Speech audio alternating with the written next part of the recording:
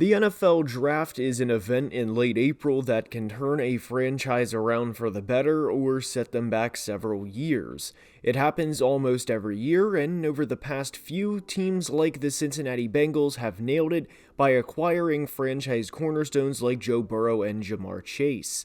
Other teams have not nailed it to say the least, and are picking a lot higher than they'd like to be.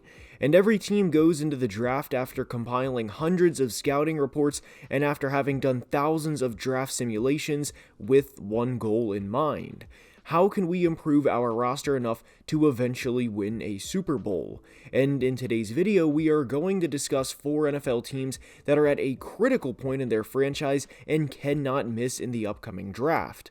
Not to say this or that team can whiff on every pick and be fine, as much as it is to say these 4 teams specifically have to hit. And there is a lot to dive into in today's video, and without further ado, let's begin. And we are starting today's video with the Pittsburgh Steelers. The Steelers finished the 2022 season with a 9-8 record, which was impressive after heading into their Week 9 bye, sitting at just 2-6. This was after a 9-7-1 season in 2021, in which they lost to the Chiefs in the wildcard round of the playoffs with a score of 42-21. And why the Steelers can't afford to miss in the 2023 NFL Draft is pretty simple. They have a second-year quarterback in Kenny Pickett and a team that has postseason aspirations in what can be viewed as a small window. Obviously, the small window isn't referring to Kenny Pickett, but it is referring to a couple of players in particular on their defense. Cam Hayward was a first-round pick all the way back in 2011 and will be playing the 2023 season at 34 years old. We recently saw fellow 2011 draftee J.J. Watt retire, and for Cam, every season moving forward, whether 2023 is his final year or 2024 or whenever, the question will always be, how many more years do you have left in the tank? Cam didn't make his first Pro Bowl until he was in his 7th season in the league back in 2017, but has not missed a Pro Bowl since. And finding key contributors to have the possibility of Cam getting to the Super Bowl once in his career is vital. Cam was drafted the year after Pittsburgh lost in the Super Bowl to Green Bay, and they have not been back since. But another reason the Steelers can't afford to miss in the 2023 draft does not boil down to, well, shucks, we should try and do everything we can to get Cam a Super Bowl. There is a lot of belief that Kenny is the guy moving forward, and given how many weapons he has to work with, I would like to think he will pan out and that he will throw for at least 25 touchdowns in 2023. The other big reason for the Steelers as to why this draft is so critical for them is they are in the rookie contract window with their starting quarterback, meaning these next few years will be the least they ever pay Kenny Pickett, because if he does pan out, which everyone in Western Pennsylvania is obviously hoping for, then he will eventually be a $45 or $50 million player per year. And having good players on the rookie scale is key for any franchise, not just the Steelers, but it's especially key for them this year because we saw them flash at times down the stretch of the 2022 season. They also have to keep up with the division rival Bengals, who have went to back-to-back AFC Championship games. There is a good chance the AFC North sends 3 teams to the playoffs in 2023, those teams of course being the Steelers, Bengals, and Ravens, in no order by the way, and how the Steelers attack the 2023 NFL Draft and how much impact they have from their rookie class will play a huge part in how successful they are next year. You know TJ Watt is going to be one of the league's best if he stays healthy, and Alex Highsmith, another pass rusher who quietly had 14.5 sacks in 2022, is entering a contract year. If the Steelers can get good corner play from presumably a second-round rookie, this team has the potential to go very, very far. And if they get a solid left tackle at pick 17, which would hopefully be Broderick Jones from Georgia, they can get 2 solid starters from this draft. They went 9-8 in 2022, and if they nail the 2023 draft in what will be GM Omar Khan's first draft calling the shots, they could be a sleeper team in 2023. But for them to try and keep up with the Bengals and to really make some noise in the AFC next year, it starts with the draft. From Pittsburgh to Texas, we go to discuss the Dallas Cowboys, and this may not be a team you immediately thought of that has to have a great draft, but there are a few big reasons as to why Dallas needs a good draft this year. We know how their season ended as they lost 19-12 on the road in San Francisco in the divisional round of the playoffs. It was a tough loss, especially after Tony Pollard went down with an injury. After that, everyone knew Zeke was not going to be able to lead this team and rush for 100 yards and have a signature moment. They became very one-dimensional after that, and the final play was laughable. But with a few moves here and a few moves there, you can convince yourselves the Cowboys can seriously compete in 2023, as after all, they were 7 points away from going to the NFC Championship game. I made a video about them being in serious trouble about a month ago, and it was more of a long-term outlook and focused on them paying $94 million to 3 players in 2023, which are Dak Prescott, DeMarcus Lawrence, and Zach Martin. They, like every team, have some holes to fill, and there's a big hole at the moment at the running back position. Zeke is obviously not the player he was 4 or 5 years ago, and his days of being a 1,000-yard back, to me at least, are over. He didn't rush for 100 yards one time in 2022 and had a career low of 3.8 yards per carry. It really started to show down the stretch, as in the final 8 games, he averaged just 3.55 yards per carry, and Zeke is not exactly a receiving threat either. He will get cut, which leaves a huge question of, do they pay Tony Pollard after getting bit in the ass by paying Zeke? They don't have to, and this is where the 2023 draft can become their best friend. The 2023 draft is loaded with running backs, and if he's available when they're on the clock in the first round, I would be all for them taking Bijan Robinson, the running back from Texas.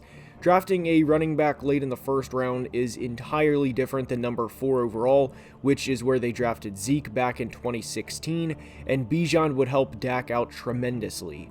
It would also take care of this position for the next 4 or 5 years on a discount, and he would immediately, barring injury of course, come in and be a 1,000-yard back from day one.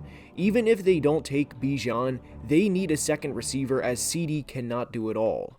He did as much as he could during that divisional round loss to the Niners, as he had a 10-catch, 117-yard performance, but it was not enough to get a win. Assuming Dallas either works out a long-term deal with Dalton Schultz or slaps the franchise tag on him again, if the Cowboys walk out of the 2023 draft with a player like Zay Flowers, who yes, they would have to trade up for, and somebody like Jahmyr Gibbs or Zach Charbonnet in the second round, this is a sneaky team for 2023. It's also critical for them to hit in this draft because CeeDee Lamb and Micah Parsons' contracts are coming up. Dak's contract kind of is what it is, and that's the price of a quarterback in today's NFL, but they are definitely going to pay Micah, and they are definitely going to pay CeeDee Lamb. I still think they are limited with Mike McCarthy as their head coach, and I don't think they are going to win it all next year, but they could realistically walk out of the 2023 draft with 2 key starters and a player like Zay Flowers and a running back in Zach Charbonnet, and have those guys on cheap deals for the next 4 to 5 years. I wanted to incorporate a team that could trade a high draft pick for a player, so next up is the New York Jets. This would be under the assumption they make a trade for Aaron Rodgers. This is a little trickier of a situation than saying, hey, here's our first round pick for him, because the Jets also need a left tackle in the worst way. Mekhi Becton has played 15 games in 3 years and just 1 game in the past 2. So the Jets need to fill 2 of the biggest positions in the sport in the next few months, which are quarterback and left tackle. And if they had even league average quarterback play in 2022, they would have been a playoff team. They had 37-year-old Dwayne Brown play left tackle for them down the stretch of the 2022 season, and Dwayne was quietly very good for them as he allowed a singular sack in 450 pass blocking snaps. But they need a long-term solution. Whether it's Paris Johnson or Peter Skoronski for them at pick 13, or even trading up, the Jets are in a very interesting spot because their 2023 draft class could more or less be Aaron Rodgers with 1 or multiple of their picks and trading up to get the left tackle of the future. and they need to ensure they hit on both of these picks, or the one pick in the trade, because if they don't, it could be a very, very long year for them in 2023. Next up is the Minnesota Vikings, who finished the 2022 season with a 13-4 record, yet were bounced in the wild card round of the playoffs. We heard it all throughout 2022, that they were frauds and they couldn't win a game when it mattered most, and everything in between. This will be general manager Kwesi Adofo-Mensah's second draft with the team, and this is a critical draft for the future of this franchise. Their 2022 draft class had virtually no impact, as their first-round pick Lewis Cine broke his leg in Week 4, and their first of 2 second-round picks in corner Andrew Booth missed most of the year. Guard Ed Ingram was horrible all year, as he allowed 58 pressures throughout the course of the 2022 season, and on top of this, 11 sacks. This has been a huge discussion amongst Vikings fans, and they need impact from the 2023 class. And this is going to be even more difficult because they do not have a second-round pick this year. The pick went to Detroit, in which the Vikings acquired tight end TJ Hawkinson. There's a lot of Vikings fans pissed off at Kwesi's first draft because not only did the rookies he selected have little impact, but they basically gave Detroit receiver Jameson Williams a very unique weapon the team will have to defend twice a year for the next several seasons. And Jameson's lone catch in his rookie year was a 41-yard touchdown against, you guessed it, the Vikings. And for as good as Justin Jefferson is, he has to have a legit number 2 receiver behind him. KJ Osborne, a 5th-round pick from back in 2020, started to really come on at the end of the year, but they cannot count on him being the number 2 guy based off of a couple of games to end the season. If he would in fact become the next guy up, it would be awesome, but as we know, nothing in the NFL is guaranteed. And given teams do thousands upon thousands upon thousands of mock draft simulations, the Vikings know there's a good chance by the time they are on the clock at pick 23 that the corner or receiver they are looking to draft, well, simply put, there's a high probability they are gone by the time they're on the clock. They will also need to address running back, whether that's in the draft or free agency, as Alexander Mattison is a free agent and Dalvin Cook will more than likely be a cap casualty. So with just 2 picks in the top 100, those of course being at 23 and 87, their first and third round picks, and having just 6 picks overall, the Vikings have their work cut out for them for the upcoming draft. There's always going to be a discussion of if they draft the next quarterback or not, and I don't think they're going to, as all 4 quarterbacks will be long gone by the time they are drafting at 23. The Vikings draft specifically is a unique situation because of the lack of production from the general manager's first draft class. If you guys did not already know, I am a Vikings fan, and I am not out on Kwesi as a GM. Injuries happen, and it was unfortunate Lewis broke his leg, and Andrew Booth missed a lot of the year.